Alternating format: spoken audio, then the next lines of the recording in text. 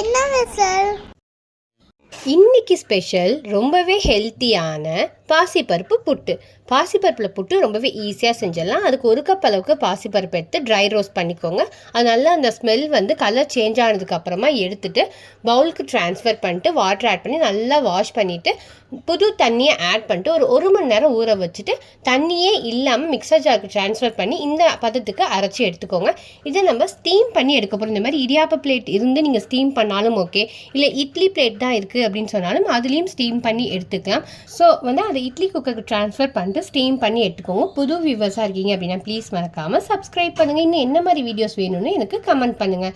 So இது நல்லா ஆறுனதுக்கு அப்புறமா இந்த மாதிரி நீங்கள் பிச்சு போட்டு மிக்சர் ஜாருக்கு ட்ரான்ஸ்ஃபர் பண்ணி இந்த மாதிரி உதிரியாக அரைச்சி எடுத்துக்கோங்க. ஸோ இந்த பதத்தில் இருக்கணும். தென் ஒரு பேனில் கீ ஆட் பண்ணிட்டு கொஞ்சமாக கேஷ்யூ ஆட் பண்ணிவிட்டு அது கூடவே கோகனட் ஆட் பண்ணிக்கோங்க. துருவி நான் ஆட் பண்ணியிருக்கேன், ஒரு 1/2 கப் அளவுக்கு ஆட் பண்ணியிருக்கேன். நல்லா கோல்டன் ப்ரௌன் ஆனதுக்கப்புறமா நம்ம அரைச்சி வச்சோம் பார்த்தீங்களா பாசிப்பருப்பு, அதையும் எடுத்து ஆட் பண்ணிட்டு கொஞ்சமாக சால்ட்டு, அது கூடவே நான் நாட்டு சக்கரை ஆட் பண்ணியிருக்கேன். நீங்கள் வெல்லம் வேணும்னாலும் ஆட் பண்ணிக்கலாம், சக்கரை வேணும்னாலும் ஆட் பண்ணிக்கலாம்.